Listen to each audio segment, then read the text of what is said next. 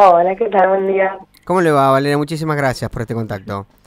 No, gracias a ustedes por el espacio para hablar de la situación trágica que estamos viviendo y también para convocar mañana Ujú. a acompañar a los jubilados y también a los trabajadores del Garrahan, a Ni Una Menos, con Sí, docentes. ¿No? Es una lucha que tiene que darse en unidad, que tiene que darse ahora y que tiene que ser en las calles. claro. De hecho, estaba viendo el listado de organismos e instituciones o trabajadores de instituciones que se van a manifestar mañana, aparte de los jubilados, profesionales y trabajadores del Garrahan y de otros hospitales nacionales, personas con discapacidad, prestadores del mismo sector de discapacidad, científicos del CONICET, docentes, estudiantes universitarios. Bueno, son muchos los reclamos que van a confluir mañana, ¿no?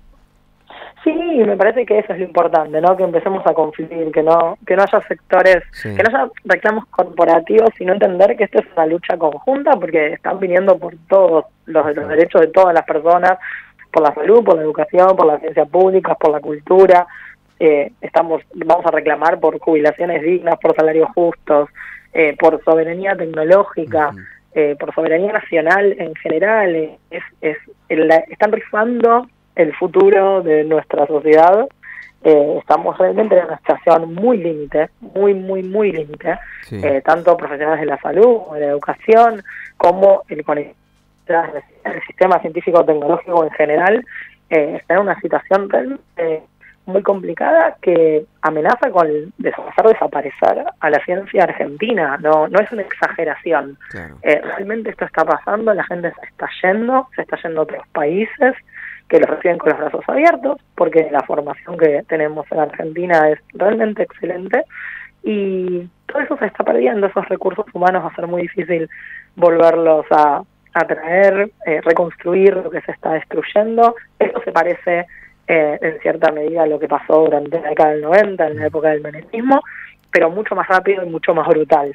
Claro. Y va a ser realmente muy difícil Eh, volver a por lo menos el lugar desde donde partimos, que ni siquiera era un lugar excelente, y esto claro. también hay que decirlo, no es que hasta el 10 de diciembre todo era maravilloso, pero ahora la verdad es que la situación es límite, está en terapia intensiva, pende de un hilo la vida del sistema científico-tecnológico argentino. Claro, claro. No, no, porque recuerdo aquellos que hicimos seguimiento a las diferentes manifestaciones y protestas que se organizaban, por ejemplo, acá en el CONICET Nueva Sur, ¿no? O en el Cerela, damos cuenta de que durante la gestión de Alberto Fernández tampoco era todo de color de rosa, ¿no? Había reclamos, cuestiones salariales, cuestiones de becas, aprobación de diferentes proyectos que se demoraban un montón, o sea, no empezó ahora, pero ahora está en una situación todavía peor. No, exactamente. De Sí, hecho, el hecho de que hayan podido despedir a compañeros y compañeras administrativas fue porque nunca se los pasó a planta permanente, y eso es claro. una deuda de gobiernos anteriores. Tendrían que haberlos pasado a planta permanente para que no estuvieran en una situación tan precaria como renovaciones de contratos permanentes. Ujú. Lo mismo que el retraso en el pago de financiamiento, de subsidios. Bueno, ahora eso está completamente paralizado. Ahora ni siquiera es plata, ni siquiera sea con retraso, esa plata es plata, y lo voy a decir con todas las letras, se están Ujú. robando, porque es plata que puso el Banco Interamericano del Desarrollo, el BID, a través de la Agencia de Promoción Científica y Técnica, y es plata que no está, no la ejecutaron. Es plata que solamente se puede usar para financiar proyectos científicos tecnológicos que ya habían sido evaluados y con mucha Claro. rigurosidad. Y esa plata no está en ningún lado. Entonces, al no tener fondos para poder comprar reactivos, comprar distintos insumos, mantener equipos, ir a congresos, ir a hacer campañas en territorio, eso inevitablemente hace que se paralicen las líneas de investigación. Entonces hay líneas enteras de investigación paralizadas y gente que se está yendo, porque la verdad es que es imposible trabajar así. Claro. Es realmente imposible. Y estamos perdiendo no solo los recursos humanos que se van, que como se decía, son recibidos con brazos abiertos en otros países, y ni siquiera estoy hablando de Estados Unidos, de Alemania, de Francia, estoy hablando de Uruguay, Chile y Brasil, un montón de Ujú. investigadores migrando a países limítrofes que también los reciben con los brazos abiertos, porque la situación está muchísimo mejor para hacer investigación, Sí. sino que también estamos perdiendo, hay algún impacto concreto a corto, a mediano y a largo plazo en la sociedad. Si las líneas que investigan Chagas se paralizan, Claro. de eso no se van a ocupar los privados, porque el Chagas es una enfermedad de pobres, de países pobres, que no le importan al mercado. Claro. Entonces necesita que exista un financiamiento estatal de la ciencia y la tecnología para, por ejemplo, por desarrollar formulaciones específicas contra el Chagas, que es un desarrollo que se hizo efectivamente en nuestro país desde laboratorios estatales.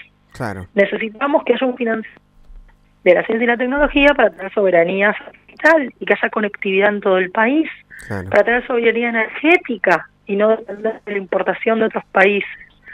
Claro. Eso es fundamental. Y de eso no se ocupan los privados. No, por supuesto. Valeria, como para cerrar, quiero recordar una frase del presidente Javier Milei que dio en un discurso el año pasado, cuando ya estaba el conflicto y trataba de casta a todo el mundo, que, cito textual, ¿no? Dice: si tan útiles son, hablando por los científicos y los intelectuales, y tan útiles crees que son sus investigaciones, los invito a salir al mercado, que investiguen, publiquen un libro y vean si a la gente le interesa o no, en lugar de esconderse canallescamente, el término que utilizó, detrás de la fuerza del Estado. O sea, usted lo que nos está mencionando es que aquellos que han decidido irse, inmediatamente los recibieron en algún lado con los brazos abiertos. Bueno, hay dos cosas respecto a esa frase. La primera es que muestra una profunda ignorancia acerca de cómo funciona la legitimación de las investigaciones en el sistema científico a nivel mundial. La legitimación no implica a escribir un libro. No funciona así la legitimación de la producción de conocimiento científico, eso sí, sin dudas. Pero hay otro punto, que es este que vos mencionabas, que no es... Quienes trabajamos en el Estado haciendo ciencia y tecnología, y en la educación pública y en salud pública, elegimos esto. Claro. No es que es la única opción que tenemos. Por supuesto que podemos ir a trabajar al privado, nos podemos ir a trabajar a otros países, como te mencionaba, ganando el quíntuple de lo que ganaríamos acá. Pero elegimos hacerlo, y elegimos hacerlo porque estamos convencidos de que es importante que haya salud, que haya educación y que haya ciencia pública hecha por el pueblo y para el pueblo. Es una elección eso. Es algo que no pueden entender y por eso dicen que vayan al privado. Mirá, yo podría irme al privado sin ningún problema. Claro. Y elijo no hacerlo porque creo que es importante que haya soberanía en la producción de conocimiento científico y tecnológico, porque es importante que haya salud pública, porque me parece importante que haya educación pública. Entonces, es una cuestión de base moral e ideológica. Y de vuelta, no se ocupan los privados, no se ocupan del Chagas, no se ocupan de la energía nuclear, no se ocupan de disminuir la tasa de embarazo no intencional en la adolescencia, que fue un exitazo del Plan ENIA. En conjunto fue un proyecto interarias que empezó en el gobierno de Macri. Claro. Digo, para que tampoco digan, no, bueno, sí, los cucas. No, eso empezó en el gobierno de Macri y también lo desmantelaron. Claro. Entonces, vienen por todo, vienen por todos, vienen por todos los derechos, vienen por la salud, la ciencia, por la educación pública, lo están desmantelando. Es fundamental que luchemos en unidad, que salgamos a las calles y que frenemos esto antes de que sea demasiado tarde. Ya estamos al borde de no poder volver a construir nada. Vamos a quedar en ruinas y va a haber que construir desde esas ruinas. Pero es ahora. Tenemos que salir, tenemos que luchar todos juntos por lo que creemos, por lo que queremos defender, por ciencia, por educación, por salud pública, por jubilaciones dignas, por salarios justos, por la cultura, por todos los derechos que conquistamos. Valeria, muchísimas gracias por su tiempo, ha sido muy amable. No, gracias a ustedes, un abrazo. Que tenga buen día. Hablábamos con la investigadora del CONICET, Valeria Edelstein.